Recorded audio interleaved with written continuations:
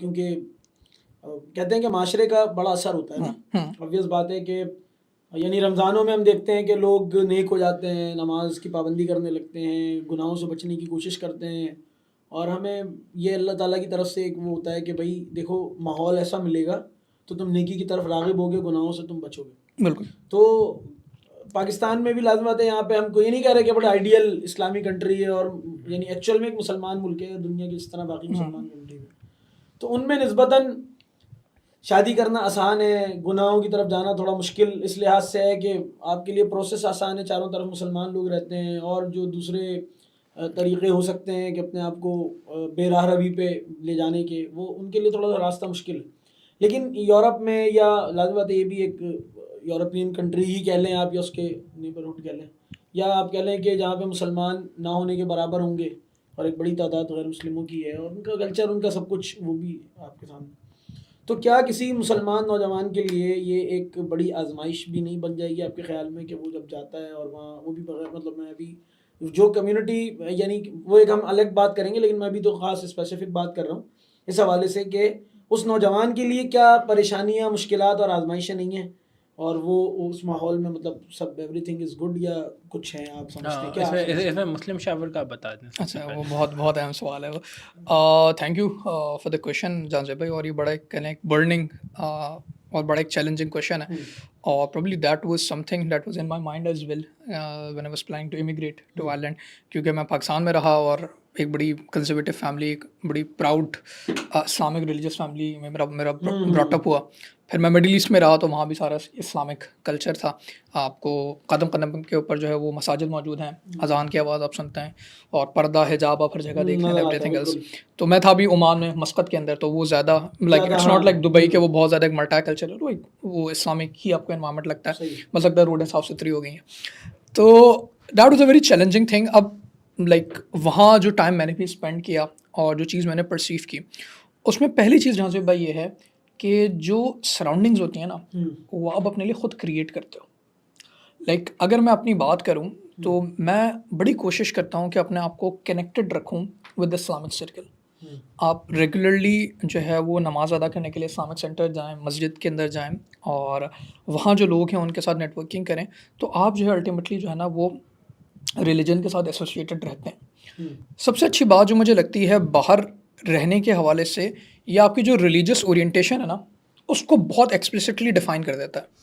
ہمارے معاشرے کے اندر جس کو آپ پازیٹیو اعتبار سے بھی لے لیں کہ چونکہ جیسا آپ نے بات کی سراؤنڈنگس کی نا, تو اس کو ہم ایک اور ٹرم کہتے ہیں پیئر پریشر, لوگوں کا پریشر.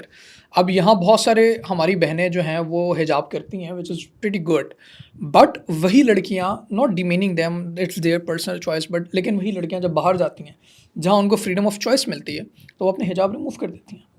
کیوں؟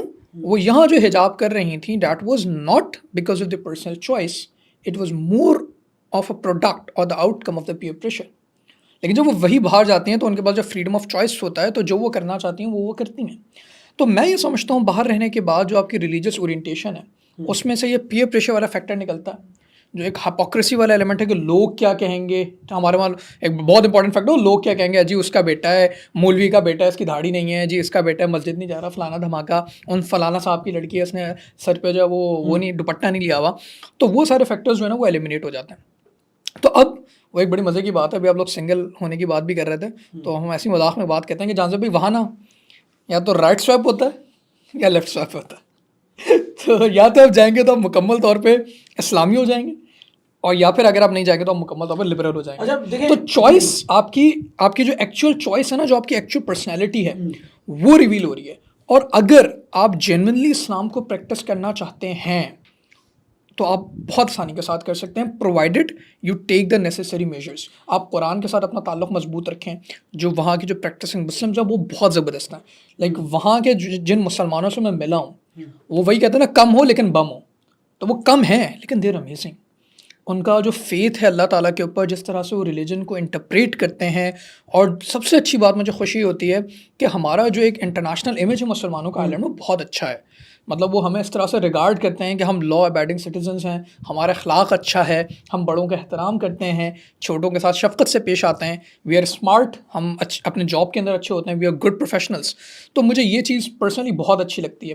تو like just in order to conclude what you have asked, کہ اگر آپ باہر رہنا چاہتے ہیں اور اسلام کو پریکٹس کرنا چاہتے ہیں، ایکسٹرا مائل آپ کو جانا پڑے گا، ایکسٹرا ایفرٹ آپ کو کرنی پڑے گی، لیکن ہاں آپ بہت اچھے طریقے سے اپنے ریلیجن کو پروفیس کر سکتے ہیں. Like they have this religious Liberty. اچھا بس میں اصل میں یقیناً اس کے اپنے حمزہ بھائی پلس مائنس ہو سکتے ہیں، اور جس طرح انہوں نے بھی کہا، بلکہ اقبال نے تو کہا تھا کہ پاسباں مل گئے کعبے کو صنم خانے سے، بلکہ کہا کہ کیا ہے جی وہ کہ مسلمان کو مسلمان کر دیا طوفان مغرب نے. تو اصل میں تو مسلمان شاید اسی لیے مسلمان اصل ہو جاتے ہیں کہ وہ طوفان مغرب کو جب دیکھتے ہیں تو اس کے بعد مسلمان ہو جاتے ہیں.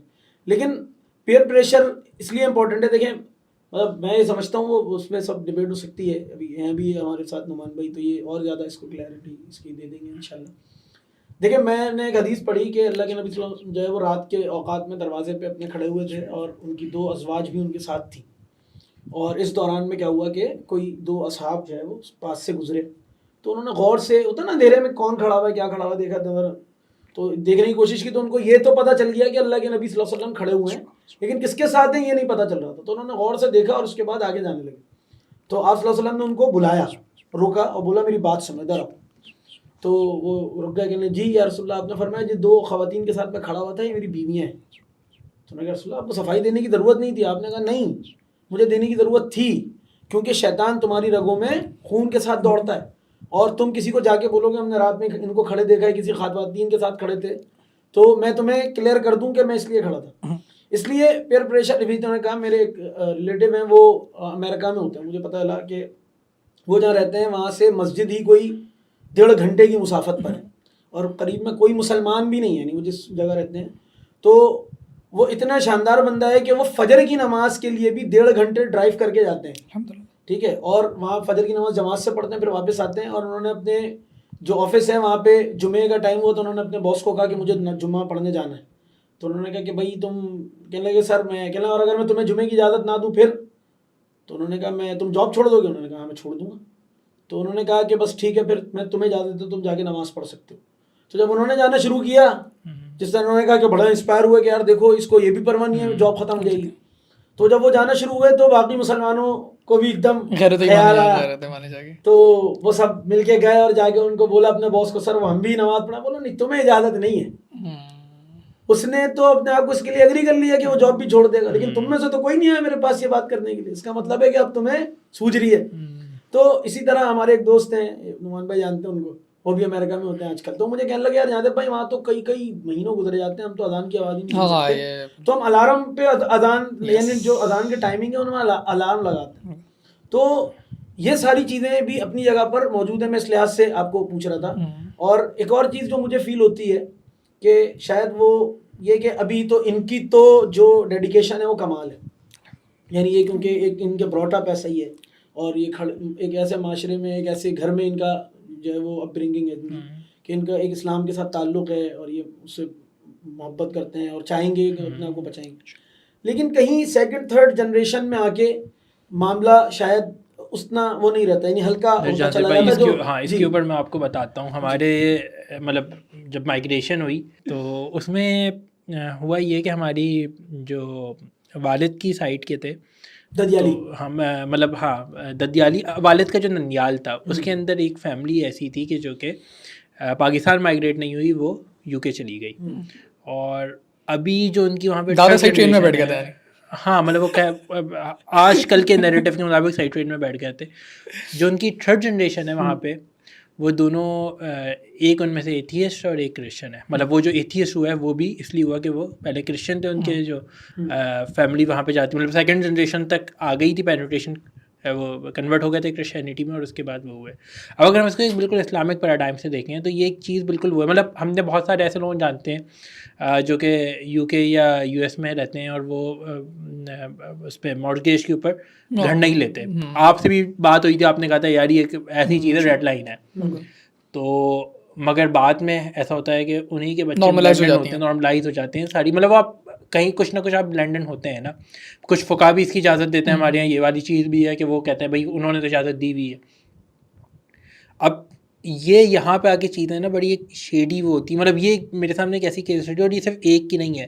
آپ کو اگر یاد ہو تو ایک کتاب ہے، میں ان کا نام بھول رہا ہوں، جس میں خاتون تھی مگر وہ پڑھ نواسی تھی ٹیپو سلطان کی، جو کہ انگریزوں کے کافی مشہور جاسوس رہی، جرمنس نے ان کو پھر بڑی اذیت دے کے مارا. ان کا بھی یہی ہے کہ وہ فیملی، مطلب وہ ڈائریکٹلی پڑھ نواسی تو نہیں تھی ان کی. نور بانو شاید ان کا نام تھا. وہ بچوں کے لیے وہ کیا کرتی تھیں، پہلے ریڈیو کے اوپر نظمیں پڑھا کرتی تھیں. ریڈیو کے لیے وہ بیسکلی میوزیشین تھی، کیونکہ وہ جو ان کی نواسی تھی، ان کی شادی جو ہے وہ جہاں ہوئی تھی وہ کوئی استادوں کا خاندان تھا، قوال وغیرہ تھے، اور پھر وہ رشیا گئے، رشیا سے وہ لمبی کہانی ہے وہ، مگر وہ اس طرح سے موو کرتی ہے. تو یہ مطلب اس طرح کی کئی انسٹنسز ہیں کہ جہاں پہ آپ کو پتہ چلتا ہے کہ جب آپ کی شاید پہلی جنریشن تو بڑی اچھی مسلمان رہی ہو، مگر سیکنڈ اور تھرڈ کے اندر اس طرح کی ڈیویشن. اچھا اپنا نوان بھائی یہ بھی بتائیں کہ وہاں پہ جس طرح آپ نے کہا آبویس بات ہے کہ انوائرمنٹ میٹر کرتا ہے، تو وہاں پہ پاکستانی کمیونٹی کی کیا پوزیشن ہے، مطلب آئرلینڈ میں کیا کس طرح ہے وہ، اور کتنی ان کی تعداد ہے، اور انہوں نے اپنے آپ کو کس طرح مینیج کر رکھا ہے، آپ لوگ کس طرح پاکستانی جو ہیں وہ کس طرح ملتے جلتے ہیں، یا کیا اس کا ہوتا ہے، یا کم ہے، جو بھی ہے ہم چاہیں گے کہ پاکستانی ہو، تاکہ لوگوں کو پتہ چلے کہ پاکستانی کمیونٹی بھی وہاں ہے اور وہ اپنے طور پہ. اب اس پوڈ کاسٹ کے بعد اور زیادہ لوگ ہو جائیں گے نا وہاں، اور زیادہ لوگ ویزا اپلائی کریں گے. تو آپ ابھی آ رہے ہیں؟ ویسے ہم آپ سے نا ایک بڑا کوئی نہیں، میں اصل میں دیکھیں وہ ہماری یہ خواہش تھی، یہ خواہش ہے، انشاءاللہ اس کو ہم کریں گے. اصل میں اس کے اوپر نا کچھ یعنی ٹھیک ہے، اصل میں یہ کچھ اس میں نا فقہی موضوع ہم تو ڈسکشن کے انداز میں کر رہے ہیں، لیکن وہ فقہی جو باتیں ہیں یا جو دارالاسلام دارالکفر دارالاسلام کی بحث کہہ لیں، یا یہ والے جو بڑی سیریس بحث ہے، سیریس ڈبیٹ ہے. اور یہ بھی ڈبیٹ ہے کہ ایک بندہ، مطلب سوال یہ ہے کہ ہجرت کیوں کر رہا ہے. اللہ کے وسلم کی جو حدیث ہے، جو بڑی مشہور حدیث ہے، صحیح بخاری کی پہلی حدیث ہے، انما الاعمال بالنیات، اعمال کا دار و مدار نیتوں پر ہے. اور وہ پوری حدیث یہ ہے کہ اگر تم اللہ کے راستے کے لیے ہجرت کرو گے تو تمہیں اس کا اجر ملے گا، اور اگر تم کسی عورت کے لیے ہجرت کرو گے تو تمہیں اس کا ہی اجر ملے گا. یعنی تم نے ایک عورت کے لیے، مطلب جس نے جس چیز کے لیے کیا، انسان کے لیے وہی ہے جس کا اس نے قصد کیا. ہاں، تو یعنی آپ اگر ایمان کے لیے ملک سے باہر جا رہے ہیں، یورپ جا رہے ہیں کہ میں ایمان کو پروموٹ کروں گا، لوگوں تو اسلام پھیلاؤں، تو وہ ایک الگ بات ہے. معاش کے لیے جا رہے ہیں، پھر معاش میں بھی کیٹیگریز ہیں کہ میں کیوں، میرا کیا پیراڈائم کیا ہے، میرا پرسیپشن کیا ہے، میں کیوں جا رہا ہوں وغیرہ وغیرہ. لیکن کیونکہ ہمارے پاس اس وقت وہ نہیں ہے، تو ہم نعمان بھائی کو گھیرنے کی بجائے میں یہ سمپل بات کر رہا ہوں ویزا کیسے، ہاں یعنی آسانی یہ کرتے ہیں کہ جو پاکستانی ہے بھی ہے، جو جانا بھی چاہتے ہیں، کم سے کم وہ اس معاملے میں تو یکسو رہے ہیں کہ یار ہمیں اپنے آپ کو کس طرح بچانا ہے یا کام کرنا ہے. تو میں اس لیے پوچھنا چاہ رہا ہوں کہ وہ پاکستانی کمیونٹی وہاں پہ ہے اور کس طرح وہ رہتے ہیں. وہ آپ نے کچھ لوگوں کا ذکر کیا تھا نا کہ یہاں حجابی تھے، وہاں جا کے حجابی نہیں رہے. تو یہ آپ اتنا انٹرسٹ کیوں لے رہے ہو نامحرم خواتین؟ یہ بھی سنگل ہے. تو نہیں، میں کلچر امپیکٹ کی بات پوچھ رہا ہوں کہ جو وہ اس کی وجہ سے کتنا فرق پڑتا ہے کہ یہاں پہ ادھر لڑکوں کے اندر بھی، مطلب ہم سے شراب ویڈ بہت کامن ہے. مطلب بہت سارے لڑکے جو ہیں وہ وہاں، مطلب اٹس ویری کامن کہ لوگ جن لڑکوں کے بارے میں آپ کبھی سوچ نہیں سکتے کہ وہ اتنا اوپنلی شراب یا الکوہل کنزیوم کریں گے، that is very common there. Clubbing is very common. Weed بہت زیادہ پی جاتی ہے. ویڈ لائک بہت سارے لوگ، سردی ہوتی شاید اس وجہ سے پیتے ہیں. اچھا سوال ہے. اور زیادہ گرمی لگے گی تو اور بھی بہت ساری اور بھی بہت ساری چیزیں ہو سکتی ہیں. تو خیر دودھ جلیبی بھی کھا سکتے ہیں وہ، یا چھوہارے بھی ملتی نہیں ہے نا وہاں پہ، چھوہارے مل جاتے ہیں. ڈیٹس آپ کستوری کا دودھ بھی، کستوری دودھ کہلاتا ہے نا، گرم دودھ جو ہوتا ہے وہ بھی پی سکتے ہیں زیادہ. یہ آپ کو بزنس آئیڈیاز دینا ہے آئیلینڈ کے. No doubt. گرمی سردی کا توڑ ہے. سو اچھا، اب اس کی دو اعتبار سے بات کریں. دیکھیں پہلی بات جس میں ہم نے تھوڑی سی ڈسکشن کی کہ آپ کے آنے والی جو نسلیں ہیں جو آپ کے آفس میں آئیں گے، اس کی ریلیجس انٹیگریٹی جو ہے وہ آپ کیسے ریڈیم کریں گے. دیکھیں with the passage of time جو ہے نا، وہ سوسائٹی مورل ڈکلائن کا شکار ہے. ریلیجس ڈکے جو ہو رہا ہے نا، یہ تھرو آؤٹ سوسائٹی کے اندر ہوا ہے. کرسچینٹی میں بہت پہلے آ گیا تھا، جب چرچ اور جو آپ کا وہ تھا، جو چرچ اور کورٹ ہے، یعنی جو ریاست تھی اور چرچ کا جب آپس میں چرچ اینڈ اسٹیٹ کا جو تنازع تھا، ڈسپیوٹ تھا، اس ٹائم پر کریکس جو تھے وہ ڈیولپ ہو گئے تھے، جو آگے جا کے ڈس انٹیگریٹ ہوتی گئی چیزیں. تو کرسچینٹی میں بہت پہلے آ گیا تھا. مسلمانوں کے اندر اب پچھلے 50 سالوں کے اندر یہ چیز ڈیولپ ہونا شروع ہوئی ہے. تو جو ریلیجس ڈکے ہے نا وہ آپ کو پاکستان میں بھی ملے گا. ایسا نہیں ہے, ایسا نہیں ہے کہ پاکستان. لیکن میں ایک بات کر رہا ہوں, ابھی میں نے نا شاید آپ نے دیکھا ہو کاشف حفیظ صاحب پلس کنسلٹنٹ CEO, ان کی ایک پوری ریسرچ ہے جین زی پہ, اور انہوں نے بتایا کہ میں نے ان کا ایک پوڈ کاسٹ بھی اسٹارٹ اپ والوں کے ساتھ ہے, وہ بھی آپ دیکھ سکتے ہیں ان کا سیشن بھی. اس کے اندر انہوں نے بتایا کہ جین زی ہے, یعنی 94 سے لے کے 2007 تک کی جو. حمزہ وہ تو جین زی میں نہیں آئیں گے نا. 2014. ہاں آپ نہیں آئیں گے. نہیں میں تو آؤں گا. آپ آگے کب کیا 26 1998 کے. ہاں یہ جین زی ہے. تو لیکن باہر سے میرا بایو ڈیٹا بھی دے رہے ہیں فیملی والوں کو. تو آپ وہی کہتے ہیں کہ یہ مت ہے, یہ ایک مت ہے کہ یہ جو جنریشن ہے ہماری یہ ریلیجیس نہیں ہے یا ان کے پاس مذہب کم ہو رہا ہے. اس کا وہ ایک بہت اچھا وہ بھی بتاتے ہیں, یعنی وہ آپ ایسا نہیں دیکھیں, آپ اگر آج سے 90s کی بات کریں تو اعتکاف میں بیٹھنے والے ڈھونڈ کے لوگ لاتے تھے آپ کے, جن کو بتاتے تھے یار بڑے میاں بیٹھ جاؤ, یہ بھی عذاب نازل نہ ہو جائے مسجد میں, تو وہ 2-4 بزرگ بیٹھے ہوتے تھے. اب آپ کو مسجدوں میں جوان بھرے نظر آتے ہیں, اور یہ مطلب صرف یہاں پہ نہیں پوری دنیا میں. جنرلی ترکی کے اندر بڑا آیا, یورپ کی اگر ہم بات کریں, یو ایس کی بات کریں تو پوری دنیا تبدیل ہوئی ہے پچھلے. بالکل حفاظ کی تعداد پہلے کوئی آپ کو خال کوئی حافظ نظر آتا تھا اور بڑی مشکلوں سے, اب تو مسجد میں مصلی کم پڑھ رہے ہوتے ہیں اتنے حافظ اور سارے ینگ بچے ہوتے ہیں. تو یہ تو مطلب ایسا نہیں, اور خود یورپ میں بھی یعنی اسلام, بلکہ میں نے سنا ہے کہ 2050 تک شاید لندن کا بھی سب سے بڑا جو مذہب ہے یعنی UK میں وہ اسلام ہو چکا ہوگا 2050 تک. اس کی وجہ سنگل لوگ نہیں ہوں گے, شادی شدہ. اس میں اس لیے میں بات کر رہا تھا وہ کرسچینٹی کا, تو اب اس کی وجہ سے وہ کیا ہو رہا ہے کہ وہ ختم ہوتے جا رہے ہیں. آپ نے جو چرچ اور اسٹیٹ کی بات کی نا, اس کے اندر ایک چیز تو یہ تھا کہ وہاں پہ چرچ ہی اسٹیٹ تھا بیسکلی, جو ہاں مطلب لیکن خیر بعد میں جا کے ایشوز ہوا گیا تھا جب. مگر ہمارے یہاں نا اسلامک ہسٹری میں آپ کو کہیں پہ بھی مولوی کا انسٹیٹیوشن ہمیشہ جہاں پہ بھی ملا اسٹیٹ کے انڈر رہا ہے. قاضی القضا ہو گیا یا آپ کا مفتی اعظم ہو گیا, یہ ہمیشہ سلطان کے نیچے تھا. ہاں بالکل ایسا ہی. تو کچھ جگہوں پہ ایسا ہوتا تھا کہ مفتی زیادہ بڑھ جاتا تھا, مگر ایسی انسٹنسز آپ کو زیادہ نہیں ملتی. وہاں پہ چرچ ہمیشہ ڈومیننٹ رہا ہے, پوپ جو ہے وہ ہمیشہ بالکل ایسا ہی. تو آپ تھوڑا سا مطلب واپس اپنی بات کو ریسٹرکچر کریں گے. تو اگر میں آپ کو والی بات کہوں کہ جو مورل ڈکے کی بات ہے نا, دیکھیں دیٹ از اے فینومینا. جو مورل ڈکے ہے نا یہ ایک فینومینا ہے اور انیویٹیبل ہے, یہ تو ہوگا. ٹھیک ہے, کبھی زیادہ ہو جائے گا, کبھی کم ہو جائے گا. دیکھیں جو مزاج ہے نا وہ کنسسٹنٹ کبھی نہیں رہتے. جو ویو ہے نا ریلیجس انکلینیشن کی, جیسا آپ نے بات کی کہ پہلے کم تھی, ابھی آپ یہ آبزرو کر رہے ہیں کہ اب وہ زیادہ ہو رہی ہے, آنے والے وقت میں ہو سکتا ہے کم ہو سکتی ہے. تو یہ جو ویو ہے نا یہ سبجیکٹیو ہوتی ہے, یہ کبھی کنسسٹنٹ نہیں رہتی. It keeps on changing. ٹھیک ہے, ہوا جو ہے نا, فضا جو ہے, ماحول جو ہے, یہ ہمیشہ چینج ہوتا رہتا ہے. پہلی چیز یہ. دوسری چیز یہ کہ ہم جس اعتبار سے بات کر رہے ہیں کہ جو آنے والی فیوچر جنریشنز ہیں وہاں, ان کے ایمان کا کیا حال ہوگا, ان کے ایمان کا کیا معاملہ ہوگا. دیکھیں ہمارے ہاتھ میں کیا ہے, ہم اپنی آنے والی نسل کے لیے جواب دیں. یہ میرا اوپینین ہے, can be right on it, can be wrong on it, اور علماء کرام اس پہ بہتر وہ دے سکتے ہیں. تو ہاں, تو لائک آپ کے ہاتھ کے اندر یہ ہے کہ آپ اپنی جو اولاد ہے آپ اس کے لیے جواب دیں, آپ اس کی بہترین تربیت کریں, اور اس کے بعد کے جو معاملات ہیں آپ کی اولاد اپنی اولاد کے لیے جواب دے ہوگی. So that is something that I believe کہ it's not that much of a concern for me. جو میرا ایک اوپینین ہے, I can be right or wrong on it. تو اینڈ ایون اگر کبھی آپ اگلا پوڈ کاسٹ کریں تو اس میں مجھے بھی بتائیے گا کہ اس پہ کیا علماء کرام کی رولنگ ہے.